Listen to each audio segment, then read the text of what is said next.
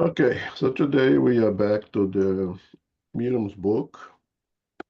We are going to finally finish the chapter of visual manifestations, although bicorporeality and transfiguration has a degree of visual in it as well, but we will consider this being a new chapter, and it is a new chapter.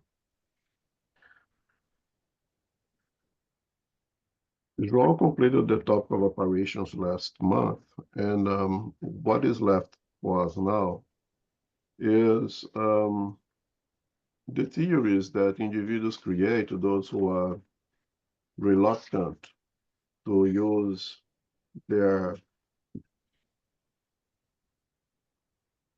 intelligence and liberate themselves from atavism, from prejudices, and insist that all those visual manifestations has a physical and physical only nature. And there is the old spectrum, the other side of the radicals, who put everything at the account of the spiritual. Everything that happens is a spirit, has a spiritual nature. You know, you are at home, calm, everything is perfect, the dog is half asleep, all of a sudden the dog gets up and starts to bark. And somebody says, oh, he's seeing spirit, there's a spirit in the house. I mean, why? Where you come with this idea from, right? A dog has a nose that is at least 1,000% better than ours. God knows what the dog is smelling and from where this smell is coming from. Why do you have to address it to spirits, right? I mean, any noise at the top of the house now, all the spirits are up there. When we know very well there is 100 reasons for have a little noise on top of the house. So this is the two spectrums of radical things that Kardec alerts us equally. For the radicals who doesn't believe it at all, and for the radicals who exaggerate in an irrational belief. And what we're going to read now, those two topics, the complete visual manifestation covers those two spectrums, those two radicals. There isn't much to comment, and it does not add much to our studies of mediumship. I hope that everyone has any questions whatsoever. Please put up the questions and before we move on. But I don't think there is much that I can contribute more than what Kardec has already said, because again, it does not add much to our studies. I mean, definitely if you are here now studying this, we don't belong to neither of those two extreme sides. Okay, or I hope to believe that that's the case. So Sarada, you okay to read? Of course, yes, absolutely. So we started globular spirits. Now 108. Yes, please. Okay. To the foregoing considerations, we shall add an examination of certain optical effects that have been given rise to the strange theory of globular spirits.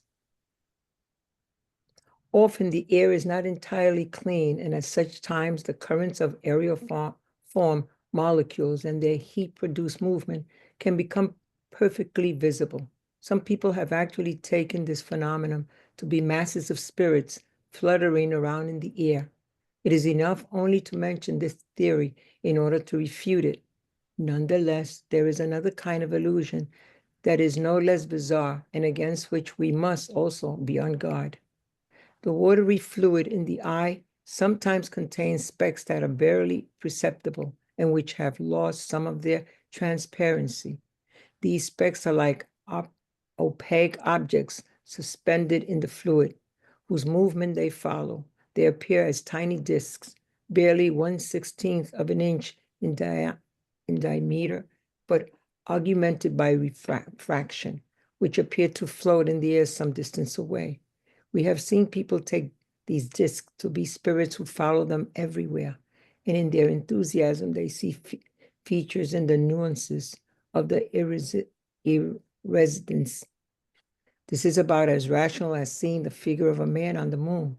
It would only take a simple observation on their part to bring themselves back to reality.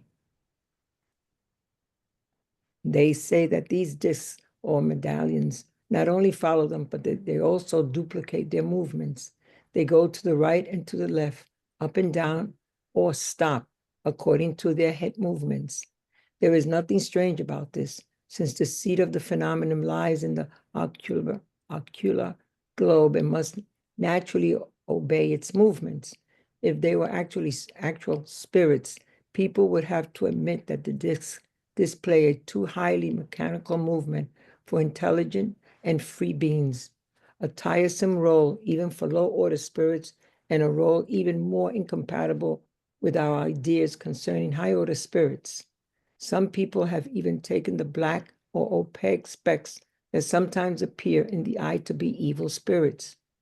Both the disc and the black specks have a wave-like movement that is restricted to a certain angle, and what increases the illusion is that they do not abruptly follow the movements of the line of vision. The reason is simple. The opaque specks in the watery fluid, the primary cause of the phenomenon, are, as we have stated, suspended in the liquid and tend to float downwards. When they rise, they do so with the movement of the eyes from the bottom upwards. But when they reach a certain height, they become fixed, and they are seen to float back down and stop by themselves. They are extremely mobile because it only takes an imperceptible movement of the eye to make them change direction and quickly travel the whole width of the arc in the space where the image is produced.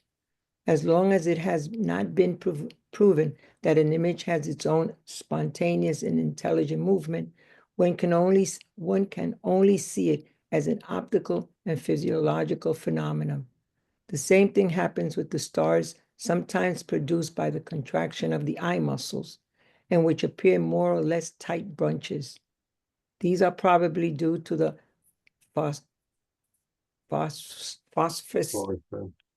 phosphorescent electricity of the iris, because they are usually confined to the circle of that part of the eye.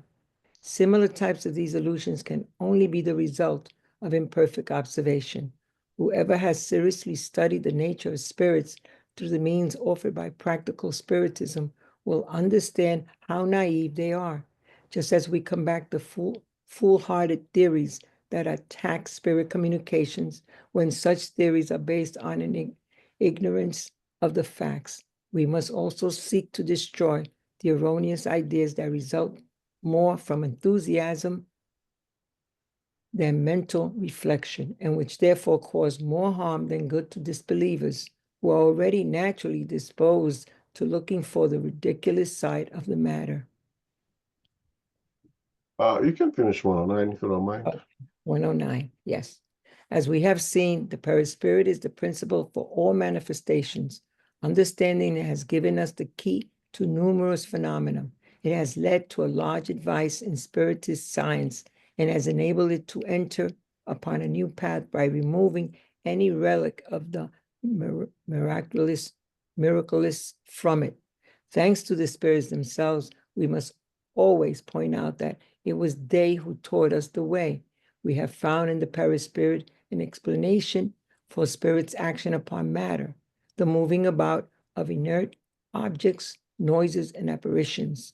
In the perispirit, we will find an explanation for many other phenomena yet to be examined before proceeding to a study of the communications per se. We will understand these communications much better the more completely we understand their fundamental causes. If we understand this principle, it would be easier for us to apply it to the various phenomena that may present themselves for observation. I can complete 110. Okay, the hallucination theory, 111. No, 110. 110. However, far be it from us to regard the theory that we are presenting as absolute and as being the last word on the issue. It would undoubtedly be completed or corrected later on through new studies, but no matter how incomplete or imperfect it may be at present, it can always help if we understand the possibility of the phenomenon resulting from causes that have nothing supernatural about them. If it is a theory, we nevertheless cannot deny the merit of its reasonableness and probability, that it is worth as much as all the explanations that our detractors have attempted to use in order to prove that everything involving spirit phenomenon is no more than illusion, phantasmagoria, and deception. Thank you, Zoraida. Sorry for the long reading. That's okay. It's okay. But as you all can see, it's not much here for us to really spend time upon. The globular and the eye floaters has to be limited for those who know that category of little knowledge is a very dangerous thing, right? Now I know that spirits can appear, and I don't go in any depth of understanding this process. Everything that I cannot explain, I put at the account of spirits. And come the ridiculous thing as these globular spirits, nothing more than air pollution. Not more than floating particles in the air that the way that sunlight or any other light hits it in that angle makes it visible. And of course, particles in the air have movement. And it depends on how the light hits it, it becomes visible. Everybody has experienced that. Not talking about anything big, something very small that moves in front of our eyes and disappears. And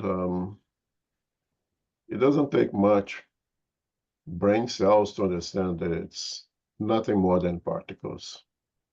And even more bizarre, the idea of the so common eye floaters, little particles that floats in the vitreous, which the semi-liquid part of the eyes, which most of the eyes is this semi-liquid. It's not totally liquid as water, but it's not as dense as jello, so to say. It's between water and jello, right, in the natural state.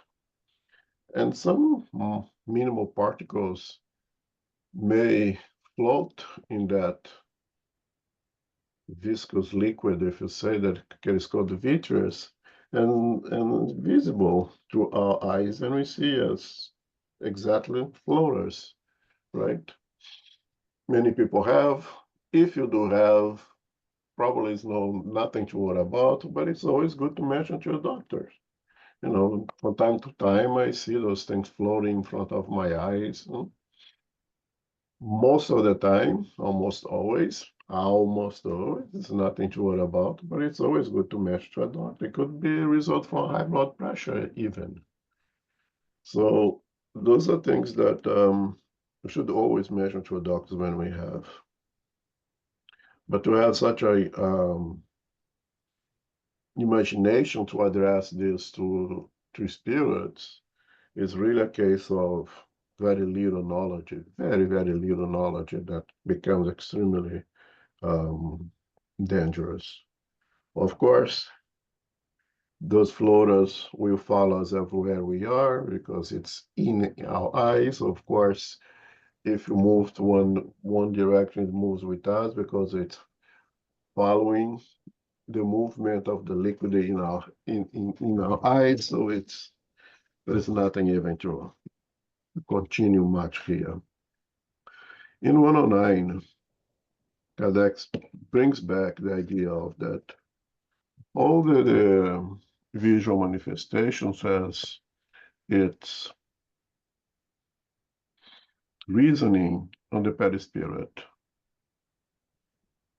And for a spiritist, all the mediumistic phenomena will be explained with the understanding of the perispirit.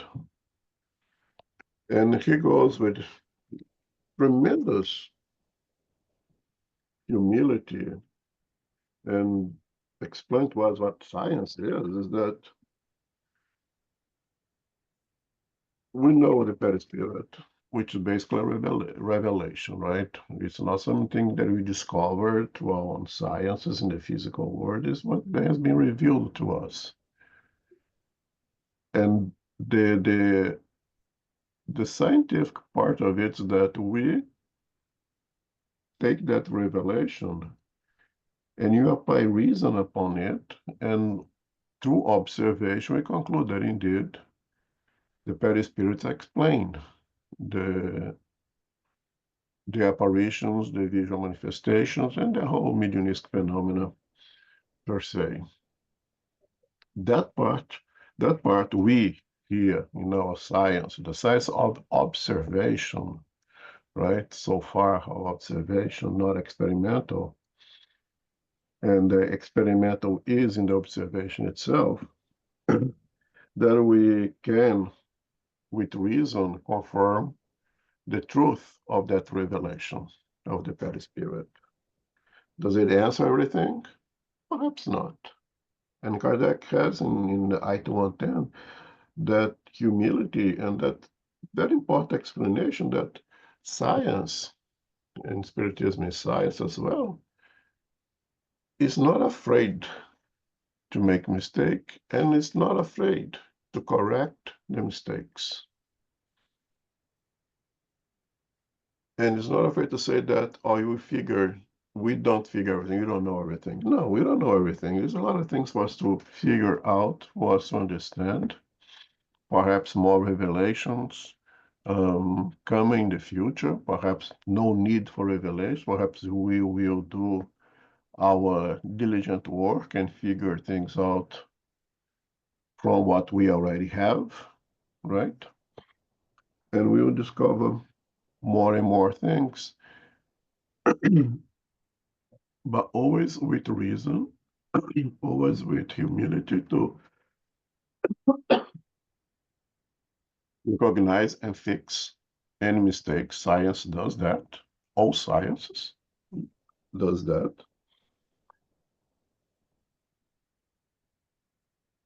But it is important that we stay in that middle and don't fall too far to the right, not too far to the left.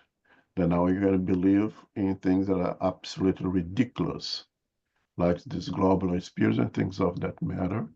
Not neither fall on the disbelievers and reject everything that even reason concludes to us to be a reality. Is there any comment, any questions on that?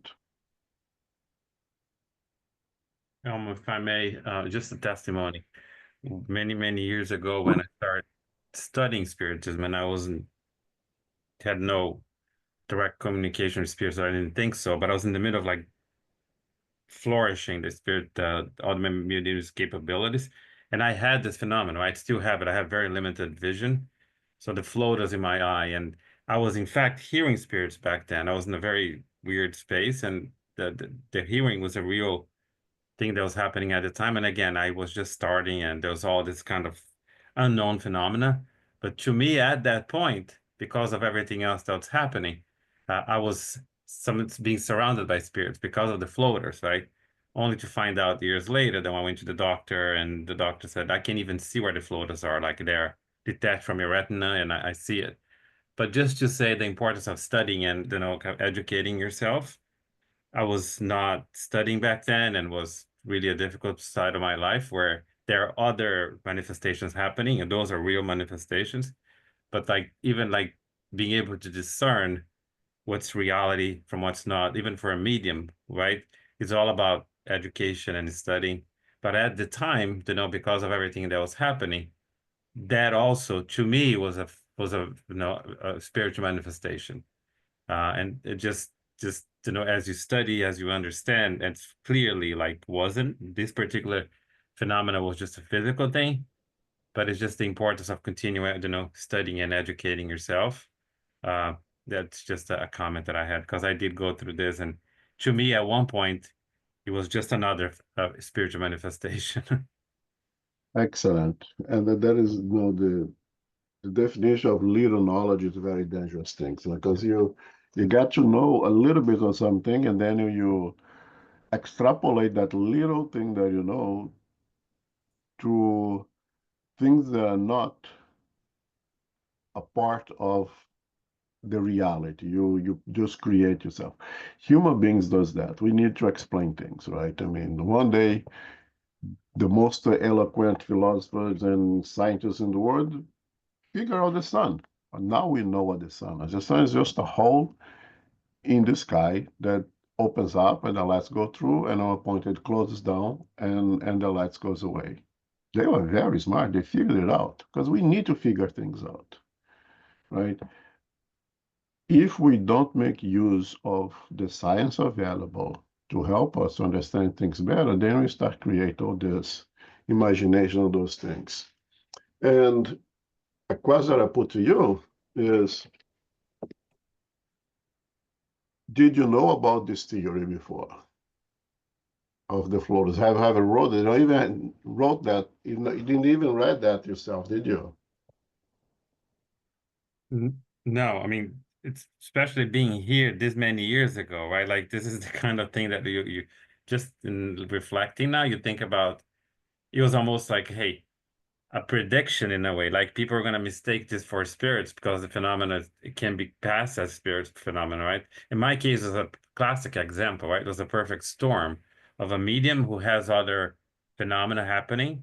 And by lack of knowledge, before I read this and even going to the doctor, I assume, because everything else that was happening, this is also a phenomena, right? A real spiritual phenomena, because I'm seeing these floaters in my eye and I'm thinking, I'm hearing spirits, I'm feeling spirits, so it's all spiritual. So it was a perfect storm, right? There's fragility, there's confusion, right? Because you're learning about your mediumship and everything's happening at once. So the assumptions begin, right? Before I actually start studying and educating myself. Yeah, and the importance of your testimonium, and that's why I put the question, is to justify why Kardec put this thing in this book. Yeah. You know? Because I question it, so why Kardec waste his time with this thing? But you give the testimony, the reason of why. Why is it important? We need to be, Kardec have that sense of completeness and try to cover as much as possible in this topic and all the topic that he studies. And you gave us the proof here in your testimonium of why it's important, was important for Kardec to mention this here. The brilliancy of Kardec right there. Because I question why Kardec is wasting time with this. As she was reading, I was going through, like, I went through this, right, myself, and it was a very real thing at the time. And to the point when I went to the doctor, she was like, I can see that the float is to the right. She was like describing what she could see it, right? She could see on I was like, it's on the left now, it's going to the center, or just like kind of like guiding me. I was like, yeah, exactly. That's where it is. So it's all based on, physiology, and it's part of the eye, and some sort of like anatomy thing that I have that detects from the retina. So it's very clearly explained. But again, to me at the time, it was a spiritual thing. Yeah, wonderful. Any more comments? All right. Sorry, the hallucination is also a little bit long, but again, Okay. maybe we break because it's just too long. But this we're going to the other spectrum of radical thinking. Okay. Wait, Move the page on. Oh, sorry. yeah, 111. We'll pull it through. There you go. Okay. Hallucination theory. 111. Those who do not accept the existence of the incorporeal and invisible world think that they can explain everything away with the word hallucination. Definition of this word is well known. It means error, the illusion of those who believe they experience certain perceptions when in fact they do not. It comes from the Latin hallucinatio, to err, from an ad lucem. But we know that scholars still have not explained its philosophical cause.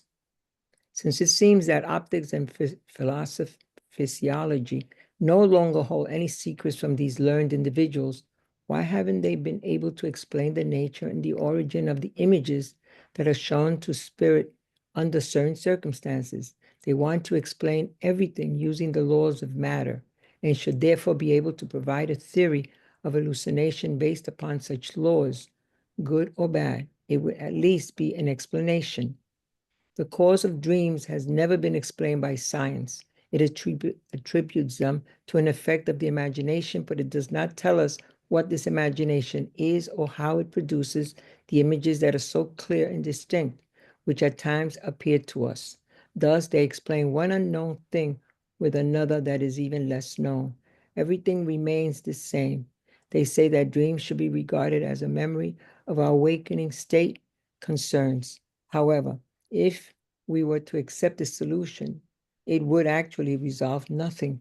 We will still need to know what this magic mirror is that retains the impression of such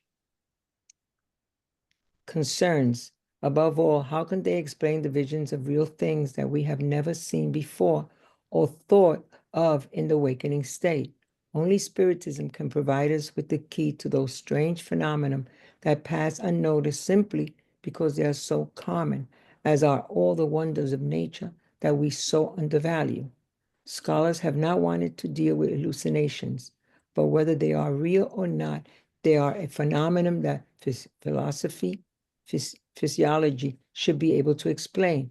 Otherwise, it would run the risk of exposing its incompetency. If someday a scholar were to decide to give not only a definition, but a physiological explanation of this phenomenon, we will still have to see if that theory resolved all the cases. If it omitted the very common occurrences of apparitions of persons at the moment of death, and if it clarified the coincidence of the person's apparition with his or her death. If these were isolated events, they might be attributed to chance, but since they are quite frequent, chance cannot produce such recurrences. If the one who saw the apparition had had the notion that the person was about to die, then fine. However, in most cases, the apparition involves someone who was not thought about in the least. Consequently, imagination has nothing to do with it. Still less can the knowledge about the completely unknown circumstances of death be explained away by imagination. The adherents of the hallucination theory will state that the soul, if they in fact believe in the soul, undergoes moments of overexcitation in which the faculties are heightened. We would agree, but when what the soul sees is real, it cannot be treated as an illusion. If in this heightened excitation, the soul sees something that is not present, it is because it goes to where that something actually is. And if our soul can go to a person who is not present, then why couldn't the soul of the absent person come to us just as easily? Let those who adhere to the hallucination theory take such facts into consideration and not forget that a theory that is contradicted by the facts is necessarily erroneous or incomplete. While we await their explanation, we shall try to provide some ideas of our own on the matter.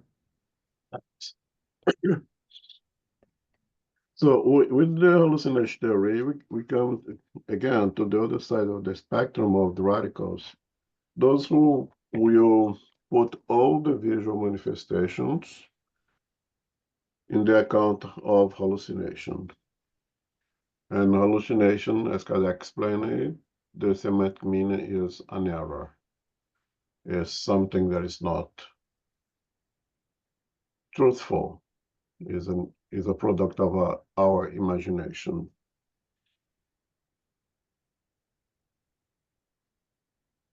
It's something that it's not real, but it feels extremely real. And the truth is at the time of Kardec, the neurology of the 1850s, and with the neurology, with technology of the 2025, we cannot really explain hallucinations yet. We can say is a product of the brain. The brain does the things and creates those visions, those things, but we cannot explain how the brain does that yet. We know things that can cause hallucination, chemicals. People like to get high and get into this. There's hallucinogenic drugs out there. There are medications, to treat individuals that may cause hallucinations. We know that, but we don't know how the brain create those images, how they produce those, have these effects in the brain. We may even know which parts of the brain is activated by those hallucinogenics, but we still don't know how those images, how those things are created. And again, it's not real, but it feels very, very, very real. I had one experience with a patient that was undergoing chemical hallucination secondary to drugs that we gave her, that in her room in the hospital, right after surgery, she could describe a completely different room with the furniture, describe the color of the furniture, describe the curtains on the window. The window was in the right location of the window in her room, but everything around that window and the view outside of the window was completely different. And there was a black cat who keeps jumping in front of the window all the time, playing around in the furniture. And when I spent time talking to her, so it may be hallucination, but it is real for me. It is real. And I said, yeah, as long as it's, it doesn't make you behave strangely or do something strange, it's fine. You can stay with your hallucination. And she accepted that it could be a hallucination, but it was extremely real for her. How the brain create those images? How the brain creates an image of a room that is completely different than the room that this woman was. Our scientists cannot explain that, and we know there was a hallucination. She kind of knew there was a hallucination. So that, to me, I take that as a true hallucination. But how those images are created? We cannot explain it yet. And the truth is that we will explain those things, and neither can spiritualism explain everything. By spiritualism, because being able to go outside of the physical science and penetrate in the science of spiritualism, i.e. spiritism, can explain a lot more than our physical art science can. Once we are able to combine those two sciences without prejudices, then we'll perhaps be able to explain a lot of more things that we are able to explain now. And all this, the Kardec wrote over here to tell us that there is hallucination, not denying that there is hallucination. But the fact that there is hallucination does not eliminate the possibility of the spiritual phenomena.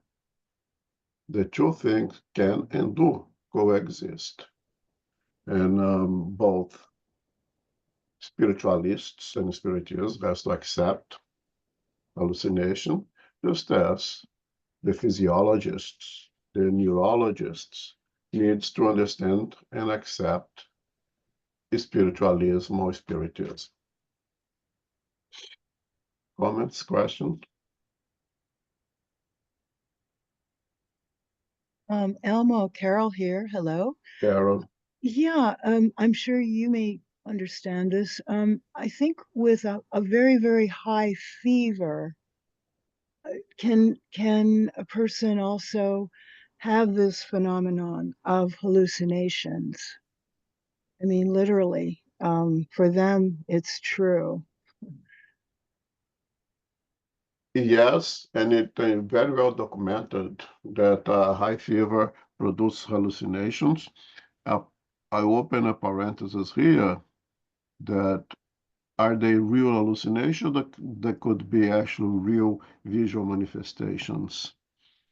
If that high fever can also liberate the spirit, perispirit a little farther from the physical body, that allows them to actually see things pertaining to the spiritual world.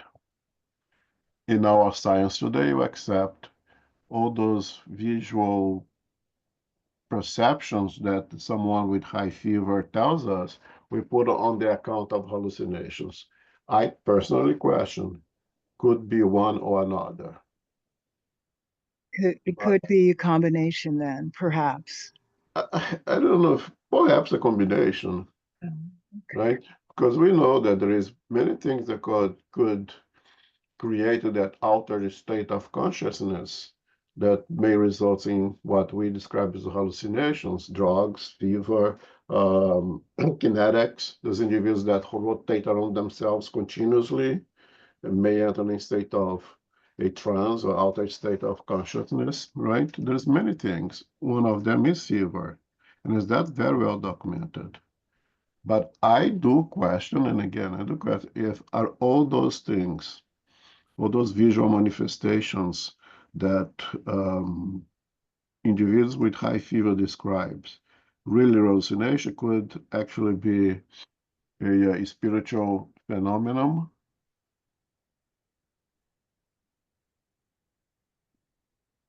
And again, as Kardec says here, I'm not saying that, oh no, it has to be spiritual. I'm not saying that it could be hallucination, but I question, are they always just hallucination? Could some of them actually be a spiritual phenomenon? And I think that there is a high probability that one of those, some of those, may actually be spiritual.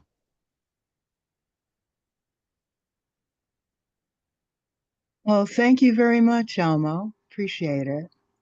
Thank you.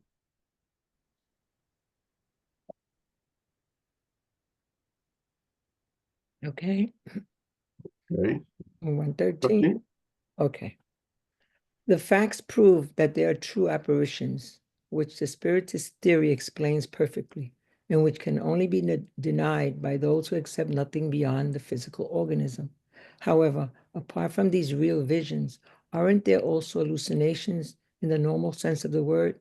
We cannot doubt it. But what is their cause? The spirits themselves have sent us in the right direction, and they have given us a complete explanation in their responses to the following questions. Are sightings of apparitions always real, or are they sometimes an effect of hallucination?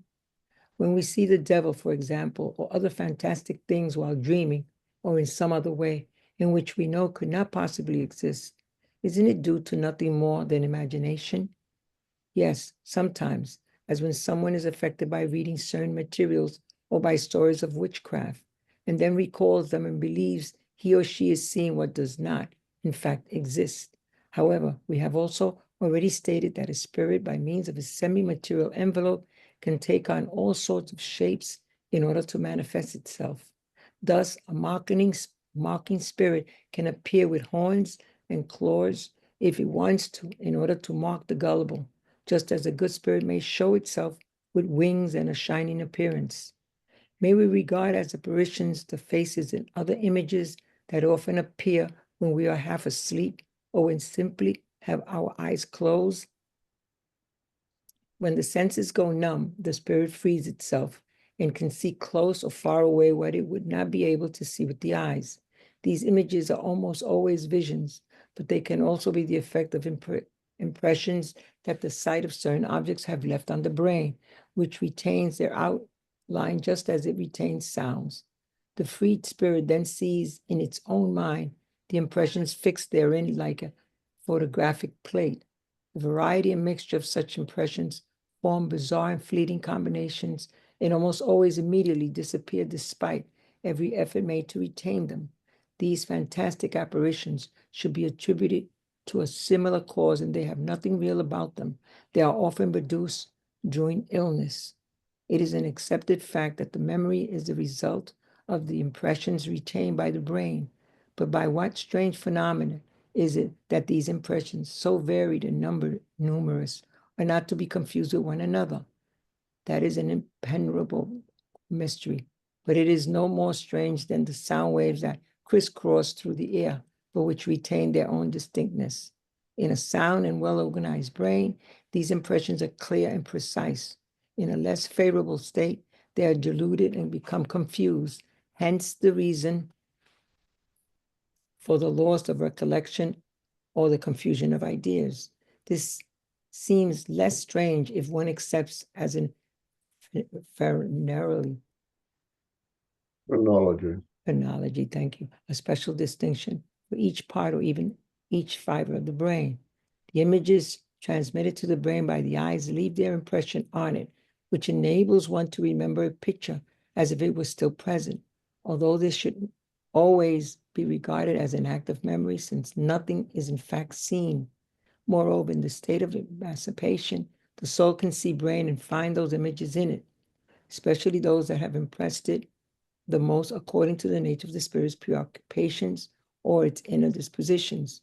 This is how it recalls the impressions of religious, diabolical, dramatic, or mundane scenes, as well as bizarre animal-like figures that it had seen sometime before in painting or had heard about in a story, because these also leave their impressions. Thus, the soul really sees, but it only sees photographic image in the brain. In the normal state, these images are fleeting and ephemeral because all sections of the brain are functioning freely.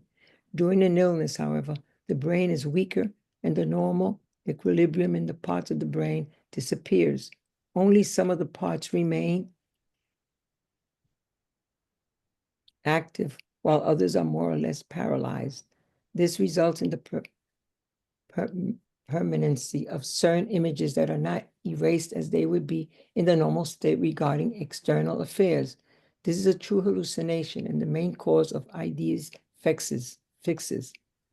One can see that we have explained this anomaly with a well-known philosophical law, that of cerebral impressions, but it is also always necessary to take the soul's intervention into consideration. If the materialists have not yet been able to give a satisfactory solution for the phenomenon, it is because they have not wanted to believe in the soul. Thus, they will say that our explanation is erroneous because it is supported by contested principle. Contested by whom? By them? By them. However, it has been accepted by the great majority since humankind has existed on the earth. The denial by a few does not comprise a law. Has our explanation been satisfactory? We have provided it for what it is worth in the absence of some other, and if you wish, we might call it a simple hypothesis while awaiting something better. As it is, can it explain all the cases involving visions? Certainly not, but we challenge all physiologists to present one that, according to the exclusivist opinions, can explain all of them. However, when they proffer their sacramental words of our excitation and heightened imagination, they actually pronounce nothing at all. So, if all the theories about hallucination are insufficient for explaining all the facts, it is because there is something more evolved than hallucinations per se. Our theory would be incorrect if we applied it to all cases involving visions. However, because some would contradict it, it is correct insofar as it is applied only to certain effects. Thanks, Orida. Okay. So again, I don't think there is much that we can comment here that we add to our studies. And again, Kardec needs to, for completeness, try to cover as much as possible in the topic. And even if things are somehow disagreeable with our doctrine, he needs to give an explanation of why it's disagreeable. Again, hallucination is something that it's very much used, but nobody can explain it. Okay, so the same way that the physiologists, the materialists will deny the possibility of the spiritual manifestations because we cannot prove it in a concrete way, in a palpable way, because it belongs to the spiritual world, and so the studies and the and the proof is in the spiritual world, although through observation we can reach reasonable conclusions of these realities. The physiologists, the materialists, cannot prove hallucination either. They can prove by saying, "Oh, the woman seeing the cat. Is there a cat here?" No, there is no cat. Okay, so it's a hallucination. Fine, but how is that happening? What if there is a cat in the spiritual dimension, which she is there right now? Can you prove that that's not the case?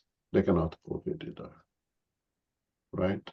They will not consider the spirit dimension because they are materialists and are not open themselves to consider different dimensions of our existence. It stays like that. And Kardec is using here the neurology of the 1850s to explain memories and things I don't think we need to go over. Today we can explain a lot more. Not a lot more, actually. You explain more. But in terms of creation, retaining of those memories, those things, we still struggle with even today. When he mentions phrenology, phrenology is a pseudoscience that's pretty much extinguished now. I don't think anybody goes through that yet. That says that we can define types of humans by the shape of the skull itself. That there is different parts of the brain that will be more or less active, or will exist or not exist, and in according to the shape of the skull, of the box, that there we have the brain inside. That your brain will conform by the shape of the skull, or vice versa. And by looking at that shape, we can pretty much tell the characteristic of that individual.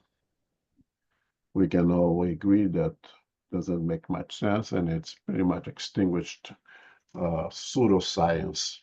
I really call that a science today. The fact is, and I repeat, that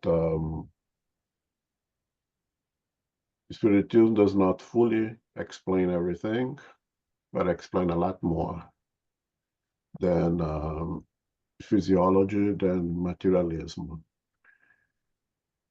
And when physiology accept the possibility of a perispirit and start to do a transdimensional physiology, as the Dr. Desi calls it, we will be able to understand and explain a lot more things. But truth is that Spiritism, as a science, is able to explain a lot more because it's a science that goes into the spiritual dimension. And for as long as the physiology refuses to go there, I personally believe that we will not be able to answer lots of the questions regarding hallucination. And going back to the question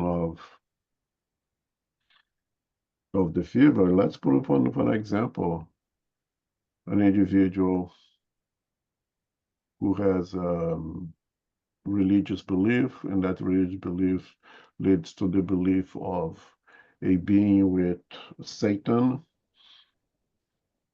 and that individual is suffering with guilty for whatever he has committed in the past, and is now in a hospital bed with very high fever, secondary to any kind of infection. And because of this very guilty conscience, he feels that he's being perturbed by that image, that Satan. It's very plausible that that individual will see and scream and call the Satan is real, that it might be hallucination secondary to high fever. Let's also consider that this individual is being consumed by guilty or have caused someone to someone who is now discarnate. And this one is that is discarnate in the spiritual world seeks revenge for whatever this individual having fever now have committed to him or to her.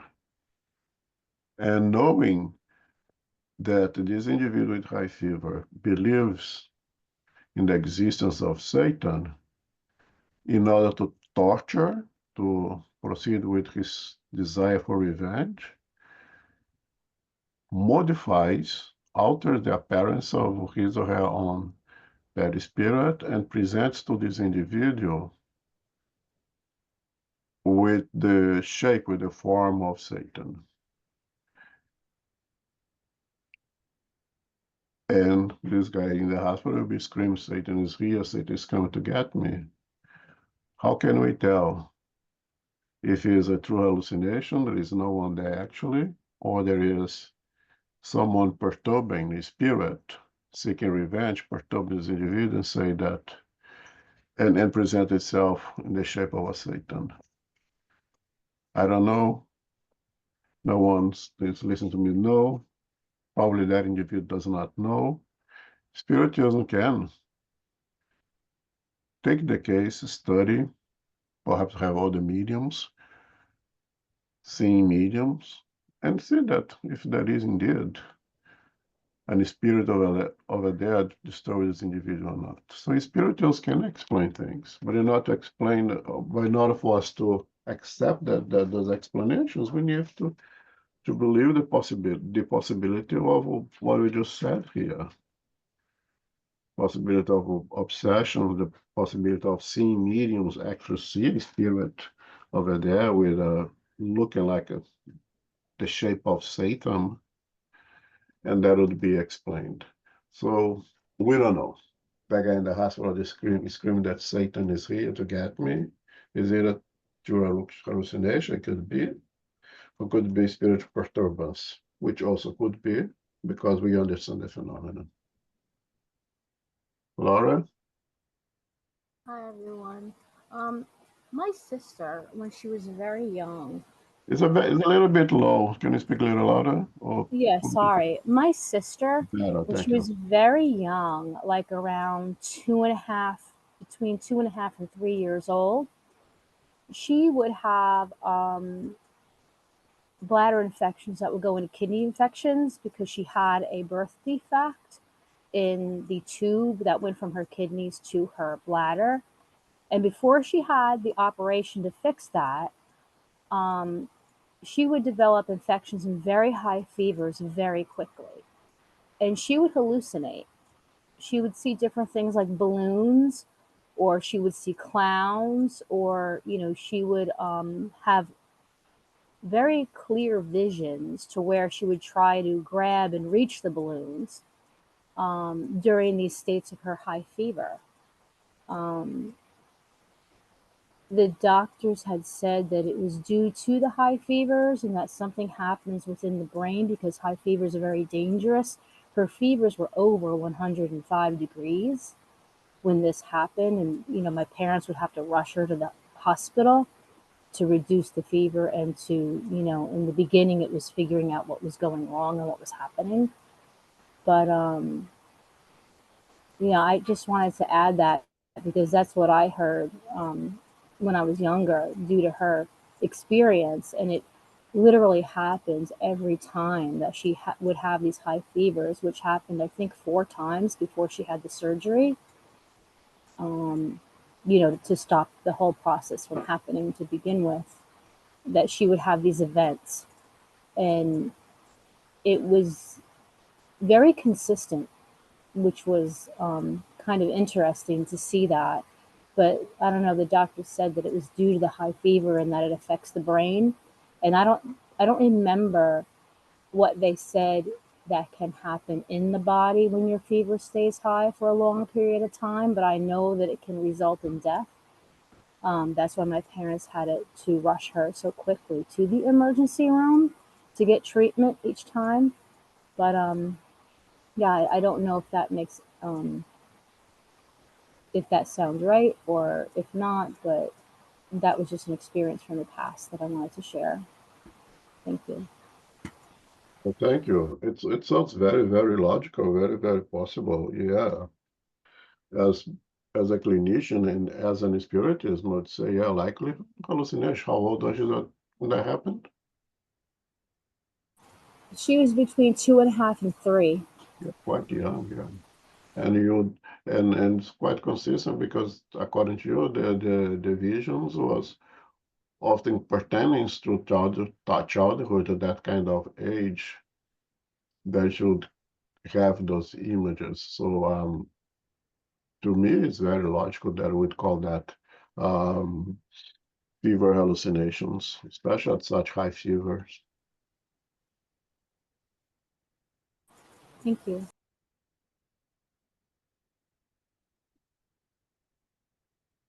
Now we're going to a new chapter, something a lot more interesting, in my personal opinion, again, personal opinion, by corporeality and transfiguration. And I think I'm not going to be able to get into transfiguration today. Okay.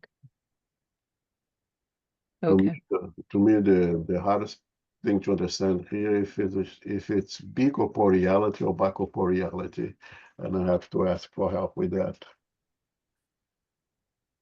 But bicorporeality is a quite interesting phenomenon. Let's read one item, then we'll talk a little bit about it, because then Kardec will bring many examples that we know of bicorporeality, like Alfonso de Ligori, St. Anthony of Padua, those recorded examples, and there are many others, and the Spiritist literature, there are many other cases of bicorporeality that you could mention. Okay. Apparitions of spirits of the living, 114. Bicorporality and transfiguration are two varieties of visual manifestations. As extraordinary as they might seem at first sight, it will be easy to realize through the explanations that may be given for them, and that they are not outside the order of natural phenomena. But both are based upon the principle that everything that has been stated concerning the properties of perispirit after death applies to the perispirit of the living as well. We know that during sleep, the spirit partially recovers its freedom. That is, it isolates itself from the body, and it is in this state that we often have the opportunity to observe it. But the spirit of both the living and the dead always retains its semi-material envelope, which, for the same causes that have already been referred to, can acquire visibility and tangibility. There have been well-proven cases that can leave no doubt on this point.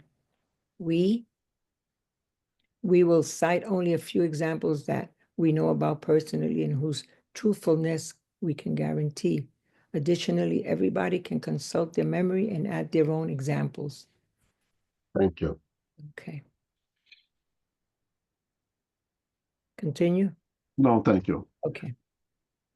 We know that all of us are bicorporeal beings. All of us incarnate have two bodies, i.e., two corporeal. One is the physical, palpable, tangible, with us all the time, organic. And the other one is the spiritual body that we call the perispirit. The question now, no, before the question, and we know that in some circumstances when the physical body is at rest, the other body, the spiritual body or perispirit, can partially detach from that physical body and go wandering around to other places farther from where the body, physical body, is at rest. We had already covered that very well in this book. Kardec, very properly, as always, build things up, from the foundation to the second level to the third level. So everything that I'm saying here I had already covered in this book. And all the mediumistic processes, all the spiritual processes that we study, has as a genesis, a cause, the perispirit. Everything that Kevin explained to us is explained with the existence of this other body, that spiritual, ethereal body that has very specific properties, right?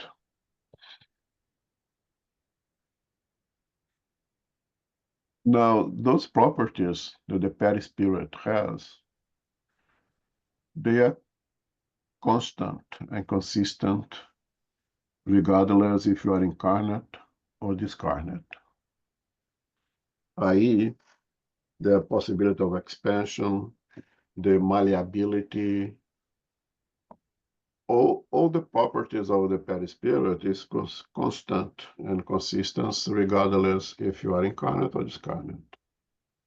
Okay? So now the question is, we know that a spirit, not a soul, a spirit, someone in the spiritual world, can make him or herself visible, palpable. We covered already the physical phenomena, right? The apparitions, making use of a substance that we call ectoplasm to make himself visible, palpable to us incarnate. If anyone has any question regarding that, please ask now. The question now is the question: can we, while incarnate, while having this physical body, when we partially detach from the physical body, go somewhere else, and our perispirit somewhere else also have those same properties, or also can manipulate ectoplasm and make him or herself visible, palpable, speak, perform work? That is the question that we would have to answer here now, right? And this process, when the perispirit makes itself palpable, visible, can be heard, can perform work somewhere else, while the physical body is at rest in another place, is what we call bicorporeality. Keep in mind that the physical body, the organic body, has its autonomic processes. It does not require the presence constant of the physical, of the spiritual body or the spirit to maintain its vital functions, to maintain the blood circulating, to maintain blood pressure, to maintain respiration, to breathe. We do all that autonomically. We don't need the spirit to tell us, breathe a little fast, breathe a little slow, breathe now, breathe out now. No. The body has learned, that's our artificial intelligence, basically, right? Does it on its own. The body cannot survive if the physical body completely detaches. So the detachment of the perispirit is not an absolute. There always be a trace of contact between the perispirit and the physical body. But the perispirit can go farther, maintaining that minimal attachment required, and do indeed be able to react or utilize ectoplasm and become visible, palpable, be heard, and perform work somewhere farther from where the body is, that's important, at rest.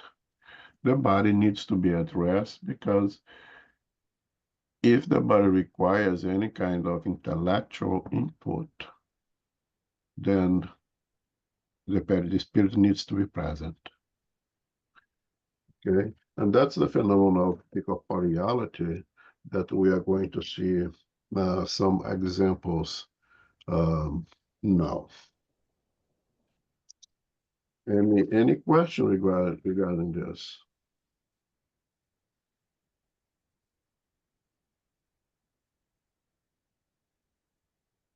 Okay, so What? 15. Okay. The wife of a friend of ours repeatedly saw entering her bedroom during the night, whether the light was on or off, a woman who sold fruit in the neighborhood and whom she recognized by sight, but with whom she had never spoken. This apparition left her very frightened, especially because at the time she knew nothing about spiritism and because the phenomenon frequently repeated itself. The woman was perfectly alive and was certainly asleep at that time of the night. However, while her physical body was at home, her spirit and fluidic body were in the other woman's house. What was the reason for this? We do not know. In this case, an experienced spiritist would have asked her what she wanted, but the idea never even occurred to our friend's wife. The apparition always disappeared without the wife knowing how, and always after its disappearance, she would make sure that all the doors had been tightly shut and that no one could have possibly entered her room. This precaution proves that she was wide awake and was not fooled by a dream. On another occasion, she saw an unknown man in the same way. However, one day she saw her brother, who was living in California. His appearance was so real at first sight that she thought he had returned and wanted to speak to her, but he disappeared without giving her the opportunity. Later, she received a letter from him that proved he had not died. This woman was what may be called a natural seeing medium, but at that time, as we have already stated, she had never even heard of mediums. So these two examples, we see here that Kardec is building his case for bicorporeality. Because as he states in his very last sentence, this woman was what may be called a natural seeing medium. We cannot say that this was a phenomenon of bicorporeality because there is nothing there that says that those individuals perform something that requires that the perispirit to be made tangible, to be made palpable. It doesn't say that she touched the individuals, that the individuals spoke with them, but that she saw those individuals. The woman who was sells fruit and her brother who used to live in California, she saw them clearly. And what makes it more real is this woman had no understanding, knew nothing of spiritism, those things, didn't care for it at all. Which Kardec concludes that she might be, and I would agree, a seeing medium. We would put that in the category of visual manifestations, naturally, but not yet as a bicorporeality. Could it be? I can't say it could not be. But there is nothing of what we write here that would make me assume there was a bicorporeality as we're going to define it a little bit better. But definitely the woman was a sea medium. And I think here again, the Kardec is building his case to better explain bicorporeality. Comments, question? This sounds to me just as a seeing medium, seeing a spirit that you know, like we meet spirits during our sleep, right? Yeah, I agree, but the case that she was fully awake. Yeah. So seeing medium. Yeah, that's what I would imagine too. But Yeah. I cannot say absolute for sure that it was not a bicorporeality. I don't think it was, but I Yeah. think Kardec is building the case for bicorporeality here. Yeah, because I think when we are going to bicorporeality means that the spirit is that is in does some action, right? Acts on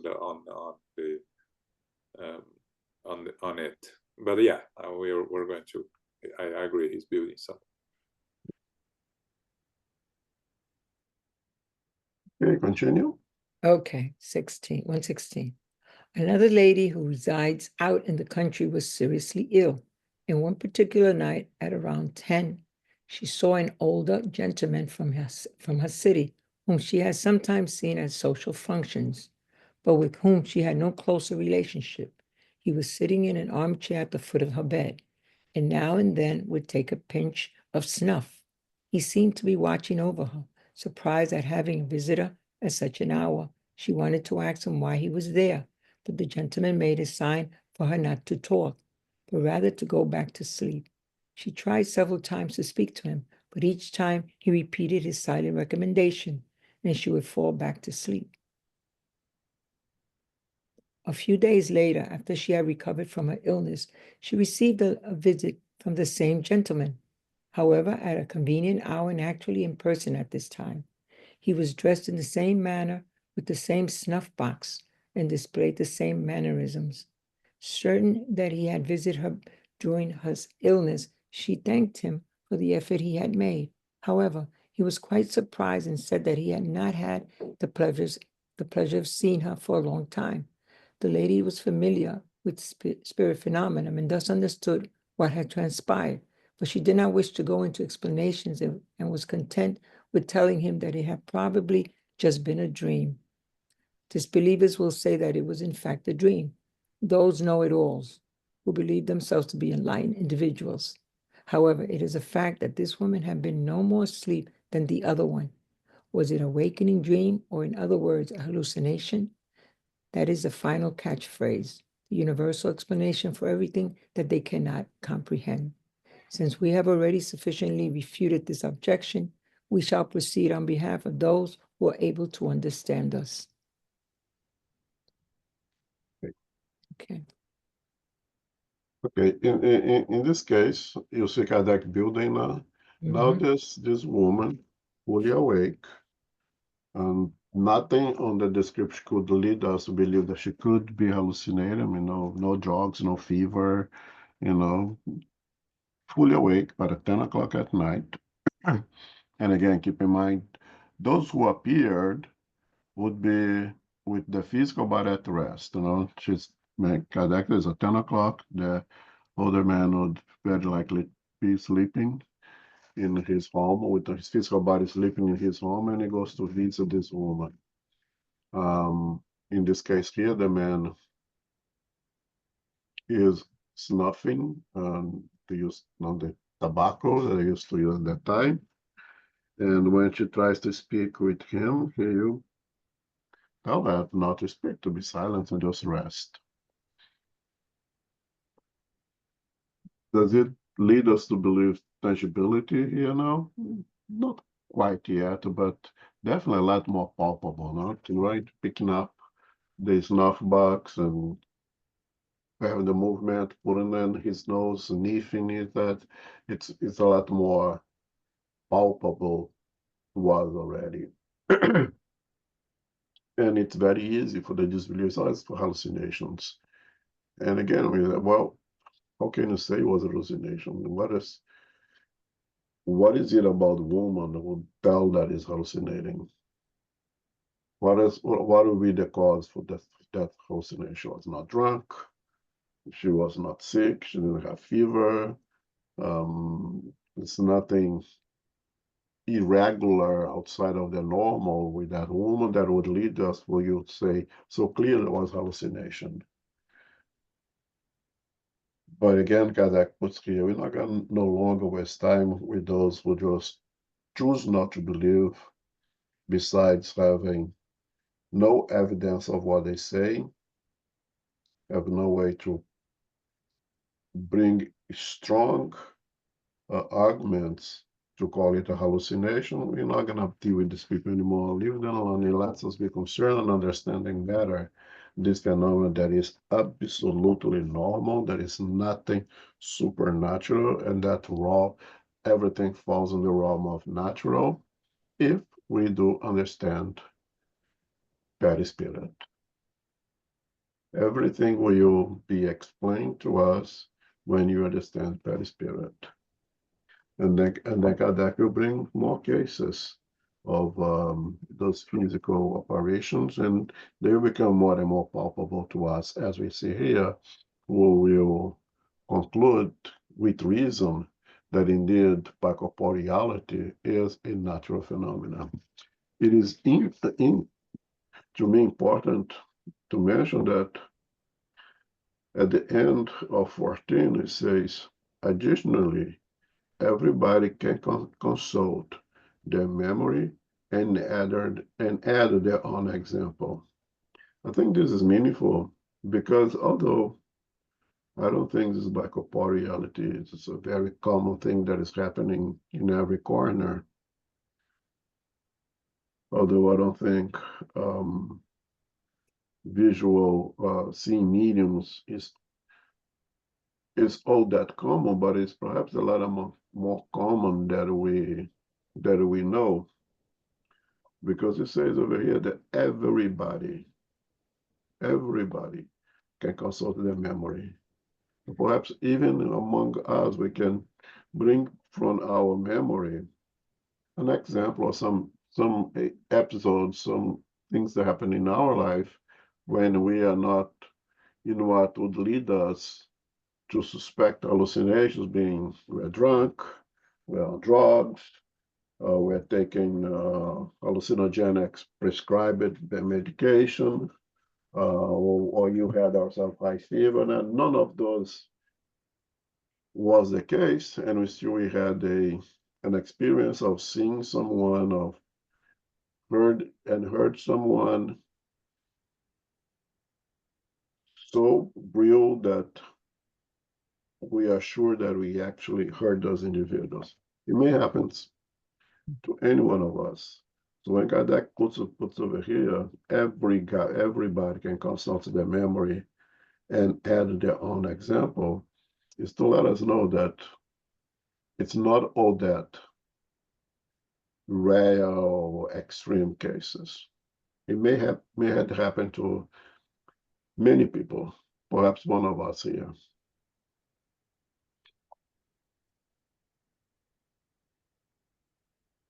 Okay, what the next note is 17, all right? Okay. Am I right? Yes. Yeah, 117. Here is a more characteristic case, and we will be curious to see if it can be explained away as being a simple play of the imagination. A certain gentleman who lived out in the country never wanted to marry despite his family's entreaties.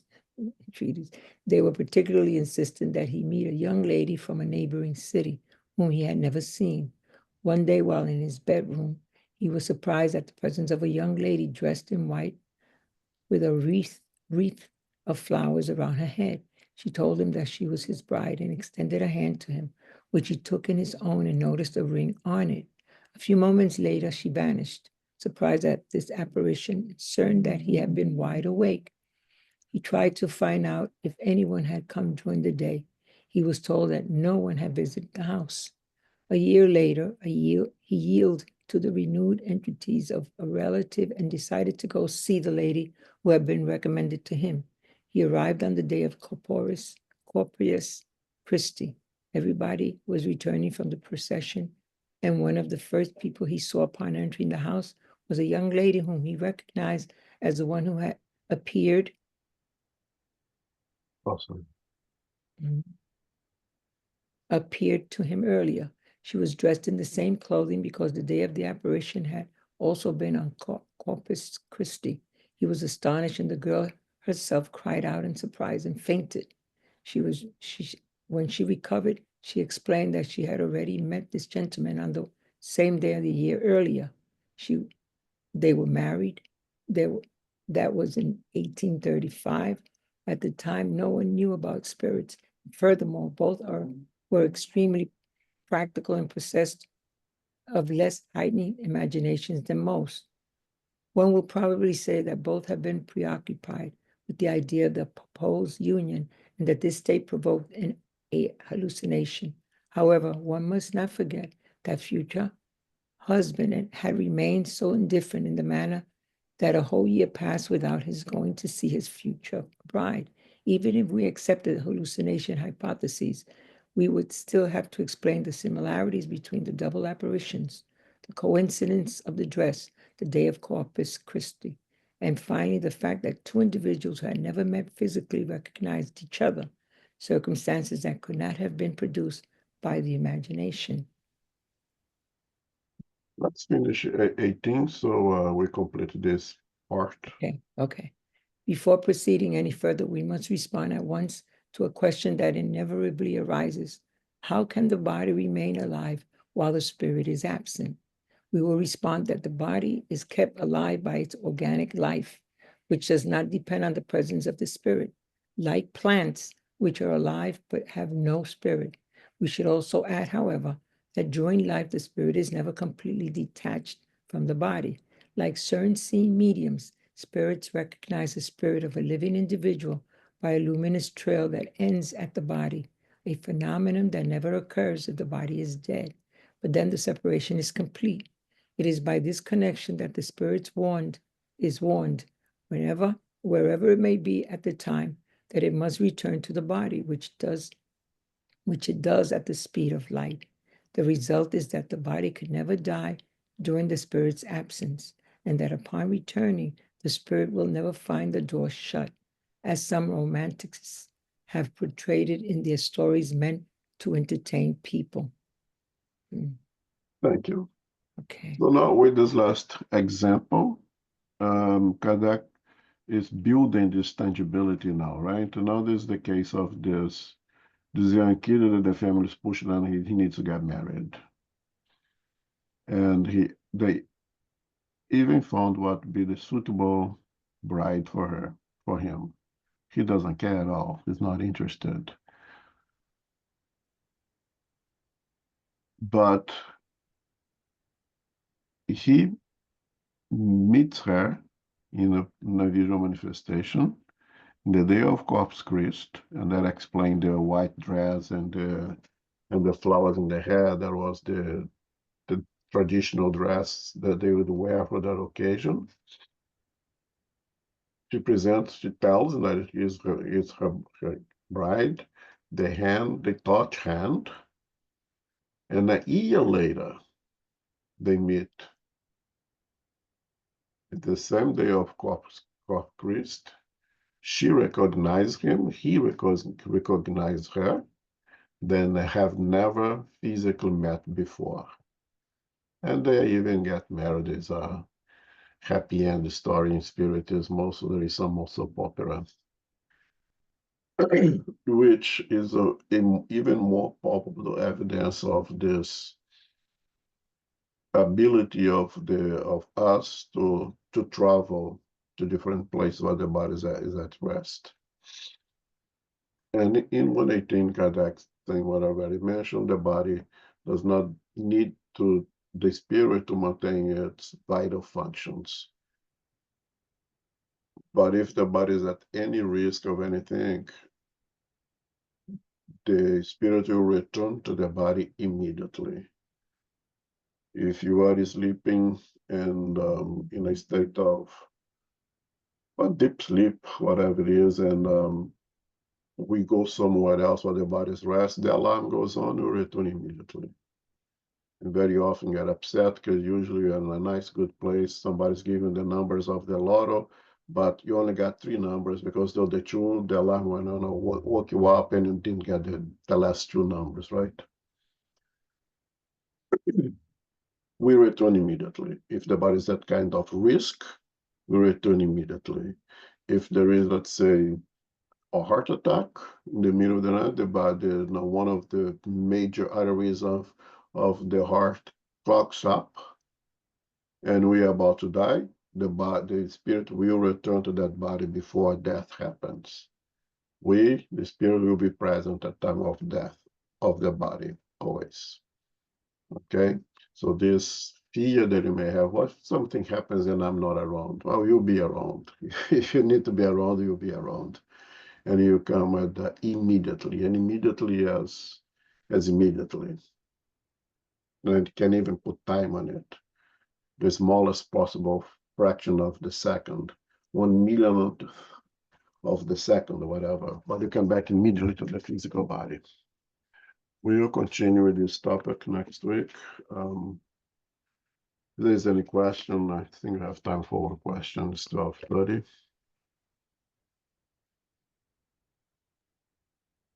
Okay, anything to add, Ron? Next Sunday we'll be doing the Q&A. Okay, so can answer any additional questions on that.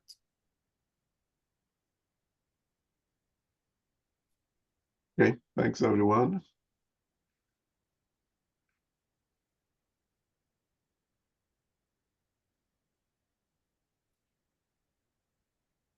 Carol?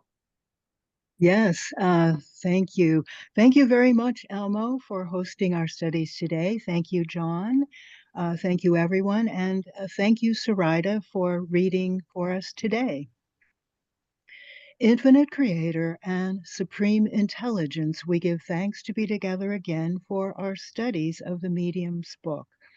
This is part 2, chapter 6 and 7, regarding visual manifestations and bicorporeality and transfiguration. All visual manifestations can be understood and explained through the Perispirit.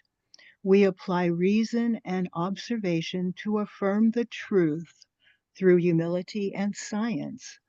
Opaque specks and floaters in the human eyes can appear as manifestations. However, discernment and study are needed to understand the reality between the appearance of optical effects versus mediumistic effects. Hallucinations can be a product of the imagination, which can appear to be very real. We're not really sure yet how those images are created in the brain.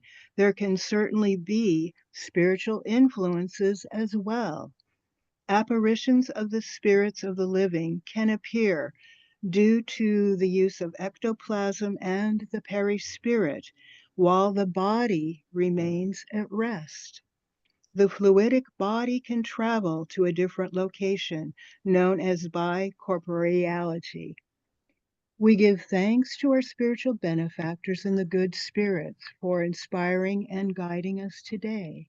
May we receive the love, light, and peace of Christ within us, and for our loved ones, our teachers, our directors, our counselors, our mediums, our workers, and all participants. We pray for inner peace, and especially now for world peace, and for those who are suffering in the physical and spiritual worlds. We pray for our center SGNY and all spiritist centers throughout the world, that they may grow, prosper, expand, and be protected throughout the day and throughout the night. As we close, we humbly ask for safety and protection as we return to family, friends, loved ones, and co-workers. May we go forth now as beacons of love, of light, of peace, of service, and charity, which is love in action. May peace and love prevail, and may we receive the blessings, the Easter blessings today. So be it.